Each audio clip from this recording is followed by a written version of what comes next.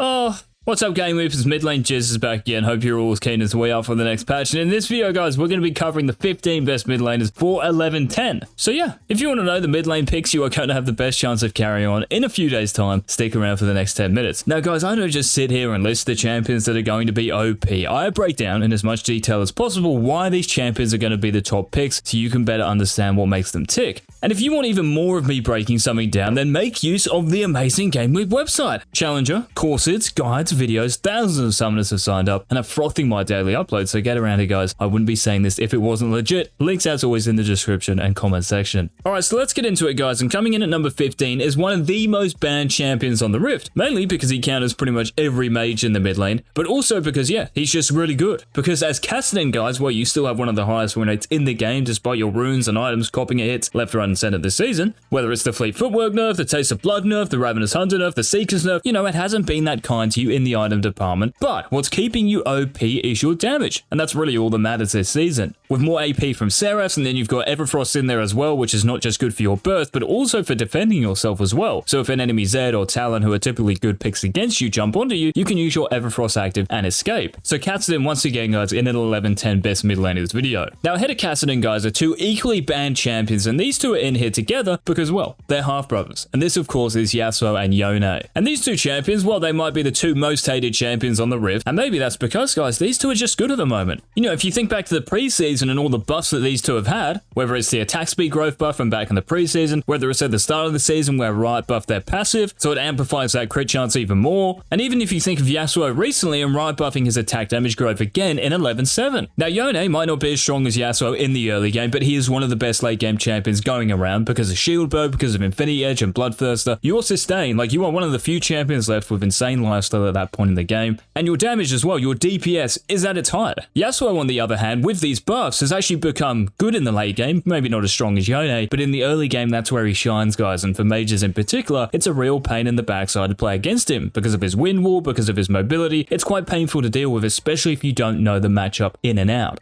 Even the Immortal Shield Bow changed back in 11.6 where Riot reduced some of its lifesteal and changed the attack speed you get when it's passive procs, so instead you get attack damage. Well, attack speed, of course, is one of the most important stats on these two because it reduces your cooldowns, but in terms of damage, your autos and your Qs are going to do more, and your ultimate is going to do more as well. So the extra attack damage is really useful, and the bigger shield you get too is really useful too, because on these champions, guys, Yasuo and Yone, you are going to die most of the time when you get chain CC'd and you can't move. Well, having this bigger shield withstands some of that damage so you can retaliate and maybe go from the brink of death to 1v9ing and being full health again. So the brothers are in at number 14. Now, chaining his way to the number 13 spot on this countdown, guys, is Sylas, who has really been unshackled recently because the new Everfrost guys with Cosmic Drive and Zhonya's in there as well, and the recent buffs to Sylas have made him an absolute weapon in the mid lane. And one of the big positives, guys, at the moment is because Sorcerer Shoes and Rocket Belt is so strong, you're going to see Ahris, you're going to see Vladimir's, you're going to see Rumbles, a lot in the mid lane. So your ultimate, the fact that you can steal one of these ultimates is really, really powerful indeed. And think about the top lane as well. You've got Malphite running around, you've got Cho'Gath running around. Most of the time, if not in every single game, your ultimate is going to be really impactful. We've also got to think about the 11-6 buff, guys, to your passive, which increase your attack speed by 45%. That's right, 45%. So each time you use an ability and you auto-attack with your passive stacks, you're going to be auto-attacking quicker, which might not seem that impactful because, yeah, auto-attacking on Sylas is not like you're a Yone or a Yasuo, but it stacks Conqueror, and it does a decent amount of damage too. The multiple W buffs as well are really good. The Q buff as well from earlier in the season, like it's all good for Sylas. And on top of that, we've also got the Everfrost, the Cosmic Drive, and the Zhonya's combination, which is one of the most powerful in the game. The Everfrost route, even the slow, lets you land your chain and then full combo someone to death, and then Cosmic Drive and Zhonya's gives you the cooldown, the ability haste you desperately need, and the survivability so you can bait out cooldowns and just pop off. Now ahead of Sylas, guys, coming in at number 12 is a champion who was in our top laners video yesterday, and he's also a weapon in the mid lane, and this is Nocturne, who has been one of the premier picks. Now in the early laning phase, you can get bullied pretty hard by Syndra and other control mages and ranged champions, you know, when you're going for CS, but your pushing power is so useful. Also, your sustain and your passive, even your W and E, these abilities mean that you always have pressure in the lane. You know, if your jungler comes in or your support comes to gank for you, you can set it up, and they're also good, your W and E, to disengage, like if you're the one getting ganked or pressured. And then when level 6 comes around, guys, this is when you come into your own on Nocturne. You can push your lane with your Q and passive and then roam around the map, and once you get to Stride Breaker, this is where it's really hard hard to deal with you. You have the help, you have the attack damage, the attack speed, the ability haste, the active as well, which lets you jump onto the enemy carries, and they cannot escape. Now with Lulu becoming more popular, with Janna becoming more popular, and these other spellcasting supports, yes, it might be harder to kill the enemy Twitch, the enemy Jinx, but still, teams in solo queue for the most part are not coordinated enough to thwart your threat. So Nocturne once again one of the top mid laners. Now ahead of Nocturne, guys, coming in at number 11 is a champion who I haven't really talked about much in the mid lane this season, especially in these countdowns, and that's because Ikari hasn't really been that good until recently. And I remember when the 11-6 changes to Ikari came out, everyone was tripping, right? Like we all thought these were going to be bad. It turns out they're actually really good, especially from level 6 onwards, which is when you're really powerful. Now in the first few levels, of course, you're pretty trash, if not the trashest champion in the game. But against melee champions, you're actually still pretty good because that's how you work. You know, with your passive, you can land your Q consistently. But yes, against ranged champions, it can be difficult. But here's the thing, guys. Next patch, with Rocket Belt, you are giving up that early game to become one of the most feared champions on the Rift the later the game goes, especially from level 6 onwards. And now with the new Rocket Belt, which is giving you magic pen off the rip, it's really scary indeed. And one thing that's really great about Rocket Belt is the dash. So if you decide to go with Ignite and teleport your summoner spells, which I said yesterday for our top laners video, this gives you the extra dash, the mobility, even the setup you need to a combo. So if you Rocket Belt into someone and use your ultimate, whether you Rocket Belt and Q someone to slow them, it's very hard to avoid your full combo. We also have to think about the new Rift Maker that's coming, guys, so you're going to get your stacks quicker, and for your short trades and your healing, it's actually really good. So Ikari, for the first time in ages, guys, makes it into the top 15 mid laners. Now we're into the top 10, guys, and starting us off, we have a champion, the Colossus, who has been a Colossus this season, but next patch, Galio is getting nerfed. So how on earth is he on this countdown? And by the way, guys, if you're enjoying these series, make sure to let us know by leaving a like on the video. And yes, Galio next patch, so his W cooldown is becoming a flat 18 seconds. And it might seem really consequential, but honestly, I don't think this is as bad as many Galio mains are making out. Yes, okay, yes, of course there's a nerf, and it doesn't look that good. But the thing is, guys, in fights and when you're setting up a gank, or even when you're trading with your opponent, most of the time, you're going to be using your W just once. So the fact that it's on a flat second cooldown now doesn't really make the biggest difference in the world. Yes, okay, it's still a nerf and it might matter in some fights, but for the most part, you're still as powerful as ever. You've got your utility, your wave clear, your innate tankiness, and your magic resist. It's very hard to push you out of the mid lane, and you're always going to have an impact on a game, even if you're feeding, because of your ultimate. This is why Galio has had one of the highest win rates, guys, and continues to have one of them, so don't fret and keep picking him next patch. Now, we've had a couple of Everfrost abusers so far, guys. Well, coming in at number 9, we have another one, and this is the one with the highest win rate at the moment, and she has had the highest win rate out of all of these champions for ages now, and this is Ahri, who has shifted from being an AP assassin to more of a control mage, relying on cooldowns and throwing out charms and orbs of deceptions, using her ultimate to set up plays for her teammates with Everfrost. This is your identity now as Ahri, but it's actually really effective, if not more effective than playing a full-out assassin. As I said with Sylas, the Everfrost slow and root enable you to land your charm, and then you can go off, as can your teammates, and if you decide to go Cosmic Drive and then Zhonya's afterwards, it gives you the playmaking potential you need and the survivability. So it's more about baiting cooldowns and then using your own to carry fights on 1v9. Now this mid laner, guys, well, not enough people are playing him as a mid laner at the moment. Most people are still playing him in the jungle and sometimes in the top lane. Well, it's time to catch up, guys, because Lee Sin in the mid lane is a deadly weapon. And guess what? Next patch, Gore Drinker is actually getting buffed, so your active is going to heal you for more when you're lower HP. So this means that when you're fighting in the mid game onwards, you can be even more obnoxious and just dive in unconsciously to the enemy backline and then heal for full HP. And because of your instant gap closing prowess, guys, you know, you can warthog instantly and then ult someone into your Q, you can full combo them straight away. Most champions, if not every champion in the mid lane, is very accessible for you. And what's also great is most of the time, if not all the time, they're going to be squishy as well. Like, you're not going to run into a Darius or a Garen or a Set in the mid lane. Well, you might do, but most of the time you're against mages or assassins and you can dumpster them. You always have kill pressure. It's very hard to kill you as well because you can just W out. So Lee Sin mid, guys, thanks to the cooldown buffs recently from Riot as well, makes it into this list. Alright, well, I just mentioned AD assassins. Well, how about we talk about one? So coming in number 7, guys, on the countdown is Talon, who has been one of the best mid laners, let alone AD assassins so far this season. Now, yes, Talon is getting nerfed next patch, but it's no reason to stop playing him. Okay, so you're losing some AD ratio in your Q, which will matter especially later in a game when you actually have a lot of AD, but still, you're still going to be one-shotting those primary targets you're after, so the enemy AD carries, the enemy mid laner, Prowler's Claw and Serpent's Fang. It is one of the deadliest combos going around at the moment in the item department, and once more and more people, guys, start playing Lulu and Janna and all these Enchantresses a bit more because of how good Shurelya's is, the Serpent's Fang is going to be even more of a pop-off item, and this means Talon will too. So so keep playing him in 11-10. So beating Talon, guys, to the number 6 spot is the most oppressive, annoying to play against mid laner going around. So if that sounds good, and if you want free LP because of your early game strengths, then pick Rumble. Your pushing power is insane, you have decent poke with your E as well, so you always get priority in the mid lane. It's very easy just to hit your Sorcerer Shoe Spike for free, and when Riot put that 50% bonus attack speed in your passive in 11-8, well, this completely changed how people looked at Rumble. Yes, he's always been this early game strong champion, but your weakness used to be that when you overheated, you can't do anything, it's just you and your auto attacks. Well, because you get more attack speed now, and your auto attacks do more damage when you're overheating, it's like you don't have a weakness. And I said in yesterday's top laners video, guys, which Rumble also featured in because he's that good at the moment, do not waste your shield. That is your weak point. So when you use your shield, the enemy champion is going to look to jump on you, so do not waste it for the sake of it. Be careful with that ability. Apart from that, just keep pushing, getting priority, and getting your Sorcerer Shoes and Rocket Belt Spike. Now, we've got an AP Assassin coming in next, guys, who has been one of the strongest champions in the mid lane. Even in the jungle recently, she's been seen because Riot buffed her passive. But for Diana, your strength really is in the mid lane. Your Night Harvester power spike, your Lichbane power spike, your Zhonya's power spike, whatever item you go for, you are just so innately strong. You can carry in so many games. Now, yes, Seeker's Arm Guard has been nerfed this season, so you're a little more vulnerable against the Talons, the Zeds, the Kianas of the world, but you yourself have some of the most insane damage in the game. So it's more of a fight to see who can one-shot the other quickest, and you have a good a chance as anyone to do so. Now up next, guys, we have another AP Assassin who is copying one of the biggest nerfs in League history next patch, because for Katarina, your movement speed, you're losing 5 of it. 5 movement speed, you're gone. You are the Season 11 Aurelia. Now this nerf does actually mean something, no joke, because movement speed in this meta is so important because damage is left, right, and center, right? It's all over the place. So for Katarina in that mid lane, you're going to be dodging less skill shots, you're not going to be roaming as much or as effectively, so it might mean you're missing out a kill or two in the early to mid game. But this is the thing, guys, your damage is still off chops, you always have kill pressure in the mid lane, and the fact that most people don't know how to play against you, they don't know how to really counter you. Next patch as well, the Riftmaker changes look really nice, so you're getting those stacks and damage quicker and the healing quicker, of course. So those little trades you go for, whether you're Eing in and W onto someone and auto attacking them, you're actually going to be proccing Riftmaker and its full damage, at its max capacity more often. And you've also got to keep in mind the Nash's Toothbrush, guys, and how strong this still is. The on-hit is still getting transferred into pretty much your entire kit, so Katarina is still in a really good spot despite the 5 movement speed nerf, which lots of people will meme. But yes, Katarina coming in at number 4 and 11-10. Now we're going to stay with the Assassins, guys, for number 3, because coming in at number 3 is an AD Assassin who, after some massive buffs this season, has risen to the top of the win rates, especially in higher reloads where she's played by the best, and this, of course, is Kiana. You've got the buffs to your W, your ultimate, you've also got your combination with Prowler's Core and Serpent's Fang, which, as I said, for Talon, is one of the scariest combos on the Rift. So for Kiana, guys, by default, you have to be on this list, right? From level 3 onwards, you have some of the highest kill threat in the game, let alone in the mid lane, and especially from level 6 onwards, I mean kind of obviously here, you have some of the best team fighting out of any AD Assassin, which really puts you above the rest. So before we get into the top 2 champions, guys, of 11-10 in the mid lane, it is the Jizz's last friendly reminder to remind you of the GameLeap website. Like, are you guys sick of being in elo hell, complaining in Discords and Reddits about how bad your luck is and how bad your teammates are and your champion being in a bad position? Well, let me tell you this, you can climb to high elo on any champion, trust me, but you can't do it without our help. So get signed up. Links down below. So coming in at number 2, guys, Rocket Belt has kind of been a bit of a theme in this video, and recently, of course, because it is so strong after Riot buffed it and the magic pen in it. And this champion, this mage, is the strongest in the game at the moment, and this is Ahri, who is one of the best users of the new Rocket Belt. So yes, you've got the magic pen, which is identical to Luden's, but really what you're buying Rocket Belt for, guys, is the active. This means that on Ahri, so if you think of Ahri players, it's always a flash Tibbers, right? Well now, because you have the dash in Rocket Belt, you don't have to use your flash all the time.